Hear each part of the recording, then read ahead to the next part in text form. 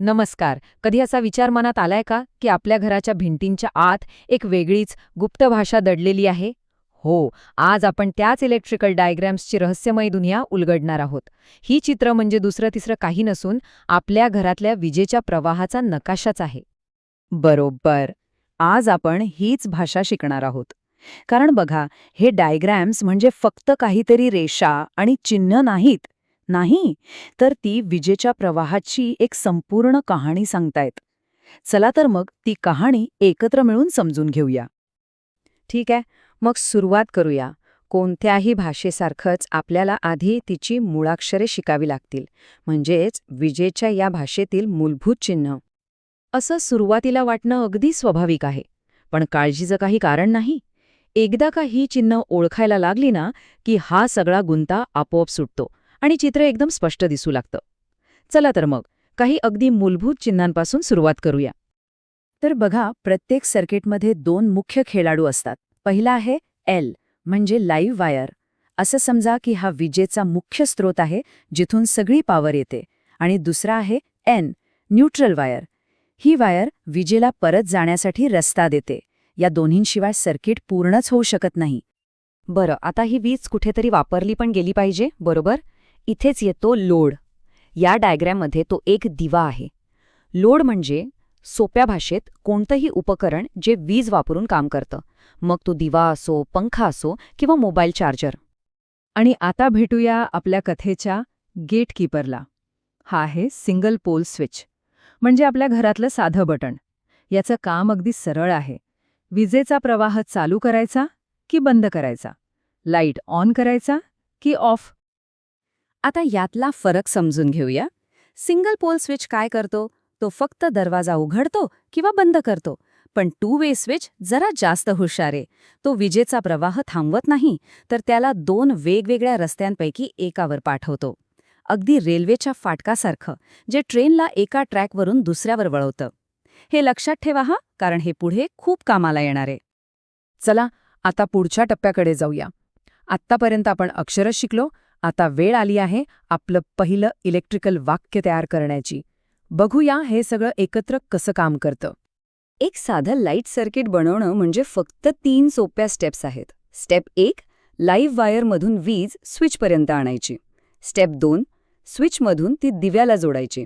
आणि step 3, दिव्यापासून neutral wire जोडून विजेचा परतीचा मार्ग तयार करायचा. झालं.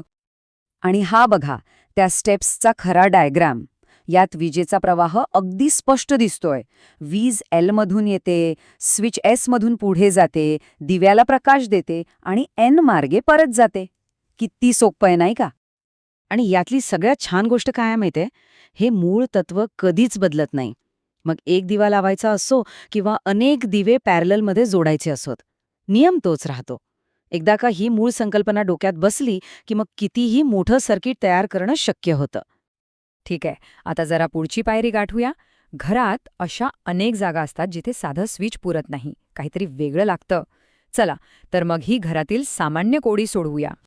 हा प्रश्न जवळजवळ सगळ्यांनाच पडतो. जिन्याच्या खाली लाईट लावायचा आणि वर पोहोचल्यावर तोच लाईट बंद करायचा. हे नक्की होतं कसं? तर या कोड्याचं उत्तर आहे, तोच आपला हुशार मित्र टू वे स्विच. आठवतंय ना? हा स्विच प्रवाह थांबवत नाही, फक्त त्याचा रस्ता बदलतो आणि याच त्याच्या खास गुणामुळे जिन्याचा कोडा चिटकीसरशी सुटतं. आणि हे बघा उत्तर. या डायग्रॅमला म्हणतात जिना वायरिंग. इथे 2 टू वे स्विचेस वापरले आहेत. हे दोन्ही मिळून विजेसाठी 2 वेगवेगळे रस्ते तयार करतात. त्यामुळे खालचं किंवा वरचं कुठलंही एक बटन दाबल्यावर दिव्याची स्थिती बदलते, म्हणजे चालू असेल तर बंद होतो आणि बंद असेल तर चालू. काय डोकं लावलंय नाही का? चला, आता फक्त दिव्यांपुरतं मर्यादित न राहता घरातील इतर महत्त्वाच्या गोष्टींकडे वळूया, जसं की सॉकेट्स आणि आपली डोरबेल. सॉकेट्समध्ये खूप महत्त्वाचा फरक आहे. 2 पिन सॉकेटमध्ये फक्त लाईफ आणि न्यूट्रल कनेक्शन असतं. पण 3 पिन सॉकेटमध्ये एक तिसरा जाड पिन असतो, तो म्हणजे अर्थ.